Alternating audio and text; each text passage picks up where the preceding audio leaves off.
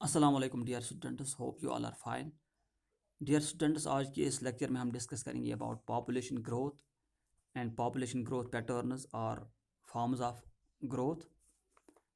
तो जो population growth है, it actually represents an increase in a population over a period of time.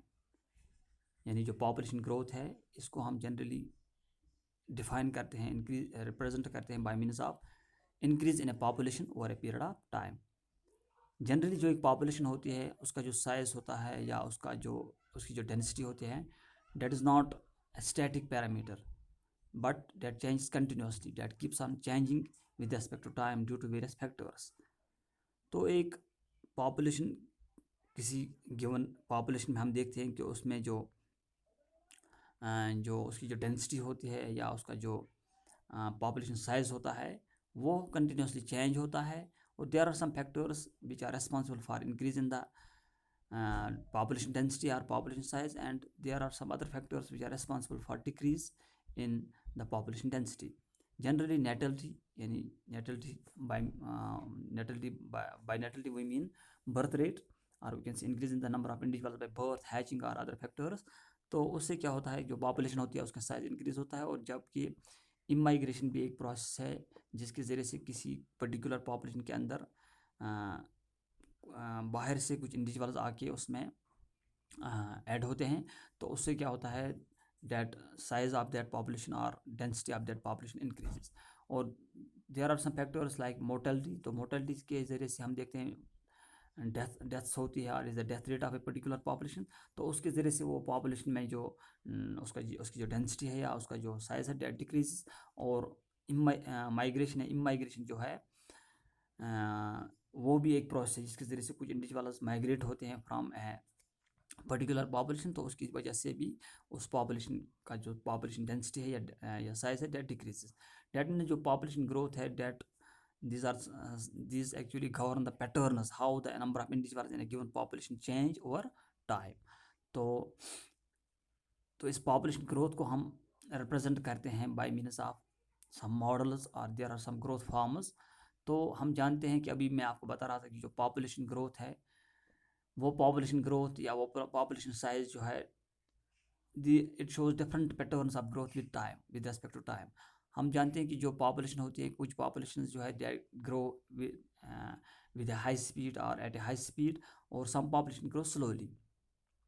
तो population के अंदर जो डिफरेंट पैटर्न्स ऑफ ग्रोथ है या पैटर्न्स ऑफ पॉपुलेशन ग्रोथ जो है, they are termed as population growth forms और मॉडल्स। तो जो एक पॉपुलेशन होती है, अगर हम उस पॉपुलेशन का ग्रोथ फॉर्म डिटरमाइन करना चाहें, तो हम जानते हैं, हम वहाँ पे एक ग्राफ बनाते हैं, हम कह सकते हैं कि एक ग्राफिकली इसको रिप्रेजेंट करते हैं by means of plotting density against population density against time. तो वहाँ पे जो हम ग्राफ या हम कह सकते हैं वो जो वहाँ पे जो हम कर्व्स या ग्रोथ फॉर्म्स जो हासिल करते हैं, ग्रोथ कर्व्स हासिल करते हैं, उनको हम नाम देते हैं पॉपुलेशन ग्रोथ कर्व्स। तो पॉपुलेशन ग्रोथ कर्व्स जो होते हैं, these are actually the graphs, or we can say these are used to determine the population growth or growth form of a particular population by plotting number of organisms of that population or population density against the time. Generally जो population की जो growth है, उसको हम generally by means of two, और जो pattern of population growth है उसको हम जनरली टू कैटेगरीज में कैटेगराइज करते हैं। एक होती है उसमें एक्सपोनेंशियल ग्रोथ फॉर्म, और इसको हम रिप्रेजेंट करते हैं by means of J shaped growth curve. तो ये वो वाली पॉपुलेशन ग्रोथ फॉर्म होती है, पॉपुलेशन की ग्रोथ होती है या ग्रोथ फॉर्म होती हैं, जहाँ पे एक हैबिटेट के अंदर अनलिमिटेड रिसोर्स पाए जाते हैं। यानी जब एक हैबिटेट हो, उसमें जो रिसोर्स जो है, उसमें जो कंडीशंस ऑफ द एनवायरनमेंट है, दे आर आइडियल। और resources like food, mostly food, और we can say there presence of other environmental factors, they are ideal. तो उससे वहाँ क्या होती है कि वहाँ पे जो ग्रोथ ऑफ पॉपुलेशन होती है, डेट इज़ एब्रप्ट, यानी पॉपुलेशन साइज इंक्रीज एब्रप्टली। तो उस फॉर्म ऑफ ग्रोथ को हम जनरली नाम देते हैं exponential growth form.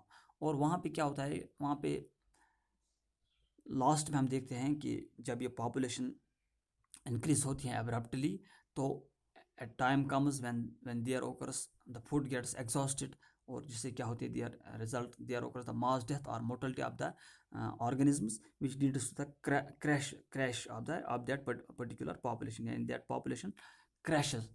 uh, we can say this population ultimately crashes due to mass mortality. तो वहाँ पे जो ग्रोथ कर्व हमें हासिल होता है, वहाँ पे अगर हम पॉपुलेशन डेंसिटी या नंबर ऑफ इंडिविजुअल्स को with respect to time plot करना चाहें, तो वहाँ पे जो हमें ग्रोथ कर्व हासिल होता है that is generally J shaped. उसके जनरली दो फेज होते हैं, एक होता है लैग फेज। लैग फेज में ये पॉपुलेशन पहले विद रेस्पेक्ट टू टाइम या नंबर ऑफ इंडिविजुअल जो है that increases with respect to time gradually और स्लोली। उसके बाद दूसरा फेज आता है डेट इज एक्सपोनेंशियल फेज। तो एक्सपोनेंशियल फेज में क्या होता है, there occurs the rapid growth और we can say there occurs the exponential growth. तो उस रैपिड पॉपुलेशन ग्रोथ में क्या होता है कि पॉपुलेशन इंक्रीजेस रैपिडली और number of individuals increases exponentially, उसको हम नाम देते हैं एक्सपोनेंशियल फेज। तो अगर हम एक पॉपुलेशन लें, उसका जो साइज़ है n, और उसकी जो बर्थ रेट को हम रिप्रेजेंट करें by means of small b, और डेथ रेट को रिप्रेजेंट करें by means of capital D, तो वहाँ पे अगर हम देखना चाहें द इंक्रीज और decrease in n unit, the increase और डिक्रीज इन n, और we can say population size अगर वहाँ पे हम देखना चाहें इन पर यूनिट टाइम t, तो वहाँ पे हम इसको रिप्रेजेंट करते हैं by an equation that is d n divided by dt that is equal to b minus d whole n। तो या हम यहाँ पे इसको जो b minus d है that is equal to r which is called as intrinsic rate of natural increase। तो अगर हम इसको यहाँ पे r से सब्स्टिट्यूट करें b minus d को, तो हमें जो इक्वेशन मिलती है वो है dn by dt is equal to rn। तो ये वाली जो इक्वेशन है it is called as exponential growth equation. और इसका अगर हम इंटीग्रल फॉर्म देखें तो that is N T is equal to N zero E R T, जहाँ पे एन टी जो है that is population density at time T, N zero जो है that is initial population density, और R is the intrinsic rate of natural increase, और E जो है that is a base of natural logarithms that is equal to 2.71828 उसका जो value है। तो यहाँ पे हम किसी भी जो पॉपुलेशन होती है उसका जो पॉपुलेशन साइज है उसको हम डिटरमाइन कर सकते हैं by these two equations. So they are known as exponential growth equations. उसके बाद हम देखते हैं जो ये पॉपुलेशन ग्रोथ होती है, एक्सपोनेंशियल पॉपुलेशन ग्रोथ, ये जनरली होते हैं it occurs in those we can say generally occurs in microorganisms like bacteria, fungi which are growing in a suitable substratum under natural or we can say under ideal climatic conditions। तो उसके बाद जो दूसरा growth form है that is logistic growth, उसको हम represent करते हैं by means of S shaped और सिग्मॉइड शेपर्ड ग्रोथ करो। हम जनरली देखते हैं कि इन ए रियल वर्ल्ड, जो अगर हम देखें रियल वर्ल्ड सिचुएशन में, हम देखते हैं कि there are restrictions in a habitat, there are restrictions of lack of food, और we can say populations are restricted by lack of food, they are restricted by means of presence of predators and diseases. So हम देखते हैं कि जो एक population होती है एक हैबिटेट के अंदर जो होता है, there are the resource are generally limited, और एक जो हैबिटेट होता है उसकी जो कैरिंग कैपेसिटी होती है that is also limited. Carrying capacity means कि एक पॉपुलेशन के अंदर कितना ये एक पॉपुलेशन कितने इंडिविजुअल्स को सपोर्ट कर सकती है, that we can say particular population और ए पर्टिकुलर इन्वायरमेंट कितने पॉपुलेशन को सपोर्ट कर सकता है, एब्जॉर्ब कर सकता है, तो उसको हम नाम देते हैं कैरिंग कैपेसिटी। वो भी एक इन्वायरमेंट के अंदर होती है लिमिटेड, और रिसोर्स भी होते हैं जनरली लिमिटेड। तो उससे क्या होता है कि जो एक पॉपुलेशन होती है after some we can say growth और we can say after some increase there generally occurs decrease in the population size by means of these limited resources or carrying capacity। तो उस वहाँ पे हम देखते हैं कि जो एक पॉपुलेशन होती है जब वो इंक्रीज होती है with respect to time slowly, उसके बाद उसका एक रैपिड इंक्रीज होता है जहाँ पे जब रिसोर्स अच्छी तरह अवेलेबल होते हैं, तो एक स्टेज आता है जिसको हम नाम देते हैं कैरिंग कैपेसिटी। तो उस कैरिंग कैपेसिटी के बाद जो पॉपुलेशन होती है डेट रिमेन्स स्टेडी, और we can say that attains steady और स्टेशनरी स्टेट।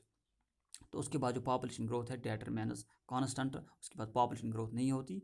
तो इस तरह का जो ग्रोथ का फॉर्म जो होता है या इस तरह की जो ग्रोथ होती है that is known as logistic growth pattern और लॉजिस्टिक ग्रोथ फॉर्म। तो उसको हम यहाँ पे रिप्रेजेंट करते हैं by means of an S shaped और सिग्मॉइड शेप्ड ग्रोथ कर्व। तो जो सिग्मॉइड शेप्ड ग्रोथ कर्व होता है that is attained in logistic form of growth. तो it has 3 main stages. Number first lag phase. तो lag phase में हम देखते हैं कि पॉपुलेशन की जो ग्रोथ होती है that occurs slowly, that population first increases by or the number of individuals in a population increases slowly. उसके बाद there comes second phase that is log or exponential phase। तो वहाँ पे rapid increase होता है population का with respect to time। उसके बाद then comes a stationary phase, and when the population or we can say when the growth of a population increases it is carrying capacity of its habitat। तो उसके बाद जो उसकी जो growth होती है that becomes steady और that becomes we can say that attains a stationary state। तो उसको हम नाम देते हैं stationary phase और steady phase। तो इस तरह की जो हमें इक्वेशन यहाँ पे इस तरह की जो हमें यहाँ पे ग्राफ हासिल होता है डेट बिकम्स एस शेपर्ड और सिग्मॉइड शेपर्ड ग्राफ, इसको हम नाम देते हैं एस शेपर्ड ग्रोथ कर्व। तो इस तरह की ग्रोथ को हम नाम देते रिप्रेजेंट करते हैं by an equation that is known as Verhulst और वरहुल्स्ट पियर और लॉजिस्टिक ग्रोथ इक्वेशन।